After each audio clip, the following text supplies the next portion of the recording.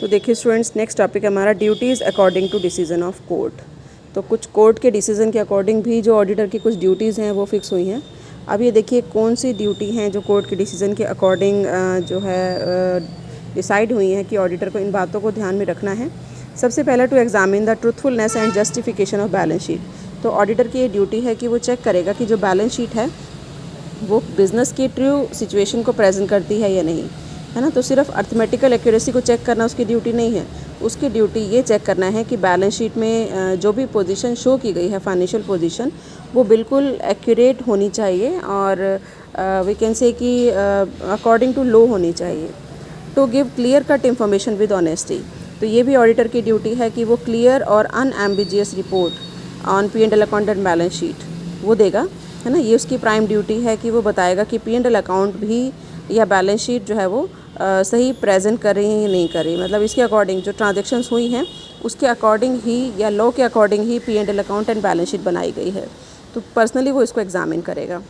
Third, उसकी duty है to perform his work tactfully and consciously, कि वो काफ़ी ध्यान से और चालाकी से, कि ताकि जो भी फ्रॉड हो या जो भी मिस्टेक हो उसको वो क्लियरली अंडरस्टूड कर ले, है ना, उसको समझ ले और उसको कोशिश करे इन्वेस्टिगेट करने की, उसको फाइंड आउट करने की, है ना। तो he is more like a watchdog than a bloodhound, है ना। तो जैसे Kingston cotton mills company case में भी कहा था कि he is a watchdog not a bloodhound dog, है ना। तो इस मतलब उसकी ड्यूटी है कि वो नज़र रखेगा और अगर उसको लगता है कि कहीं पर भी कोई फ्रॉड या मिस्टेक हो सकती है तो वो काफ़ी टैक्टफुली उसको हैंडल करे।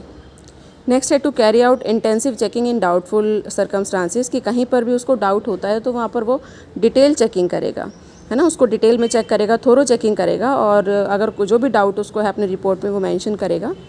To give information regarding violation of company act, कि कंपनी एक्ट से रिलेटेड अगर कुछ वायलेशन हुआ है तो वो इन्फॉर्म करेगा टू द शेयर होल्डर्स और अपनी रिपोर्ट में भी इस चीज़ को मेंशन करेगा।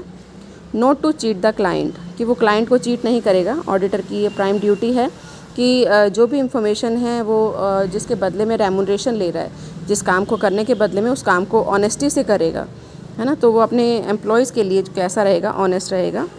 Not to be unnecessarily suspicious, कि उसको अननेसेसरली किसी के ऊपर शक नहीं करना है। जैसे किंगस्टन कॉटन मिल्स कंपनी का केस था कि he is a watch dog, he is just like a watchdog not a blood hound. तो उसको अननेसेसरली एम्प्लॉयज़ को परेशान नहीं करना है ना। अगर उसको कहीं शक है तो पहले उसकी जो है वो डेप्थ में जाना है और ये देखना है कि वो शक सही भी है या नहीं। अननेसेसरली जो है एम्प्लॉयज़ को हरास नहीं करना है। Not to take guarantee of accuracy of accounts, उसको अकाउंट्स की एक्यूरेसी की कोई गारंटी नहीं लेनी है ना, क्योंकि वो अपनी तरफ से तो पूरी कोशिश करेगा कि इसके अंदर कोई भी मिस्टेक या एरर अगर हो तो वो पकड़ में आ जाए, लेकिन फिर भी वो इस चीज़ की गारंटी नहीं लेता है। ड्यूटीज़ रिगार्डिंग वेरिफिकेशन, कि उसकी पूरी मॉरल ड्यूटी है कि वो स्पेशल ध्यान रखेगा। क्या ध्यान रखेगा कि जो भी एसेट एंड लायबिलिटीज़ हैं उसका वेरिफिकेशन सही ढंग से किया जाए और जब भी वेरिफिकेशन किया जा रहा हो तो वो खुद वहाँ पर प्रेजेंट हो, है ना। और इसके साथ साथ सिंकिंग फंड और investment of the same should be also be examined. ठीक है, आप देखिए नेक्स्ट टॉपिक है जो एक स्टेटमेंट अभी बीच में आई थी Kingston cotton mills company limited की, कि auditor is a watch dog not a blood hound. तो ऑडिटर एक वॉच डॉग है, ब्लड हाउंड डॉग नहीं है ना। तो जस्ट लाइक जैसे वॉच डॉग होता है, वॉच डॉग का क्या काम होता है कि टू गार्ड हिज मास्टर, उसके मास्टर को गाइड करना, so that nobody can harm his master, कि ताकि कोई भी पर्सन जो है वो उसके मास्टर को हार्म ना कर सके, है ना। तो इसलिए वॉच डॉग सिर्फ यही नज़र रखता है, वो हर एक किसी के ऊपर बात नहीं करता, वो सिर्फ उसी पर्सन पर बात करता है जिसका उसको शक होता है कि ये उसके मास्टर को नुकसान पहुंचा सकता है। और ब्लड हाउंड डॉग कौन सा होता है, ये एक ऐसा डॉग होता है जो ईच एंड एवरी विजिटर पर बात करता है। उसको लगता है कि सारे ही उसके एनिमी हैं, जितने भी जो है लोग आते हैं उसके मास्टर के कांटेक्ट में, वो सब उसके एनिमी हैं और वो सब के ऊपर ही बात करता है। तो जो ब्लड हाउंड है वो क्या होता है, डेंजरस एनिमल होता है ना। तो जो ऑडिटर है उसको क्या बनना है, वॉच डॉग की तरह काम करना है, उनको ब्लड हाउंड डॉग की तरह काम नहीं करना। आप देखिए यहाँ पर आपको दी है auditors duty based on this statement.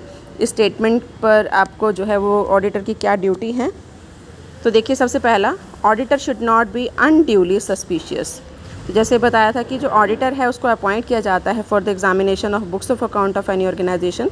तो उसकी ड्यूटी है कि वो चेक करे कि ट्रू फाइनेंशियल पोजीशन प्रेजेंट हो रही है या नहीं हो रही है ना। तो वो सारी जितने भी फ्रॉड हैं या इरेगुलरिटी हैं उसको वो चेक करता है।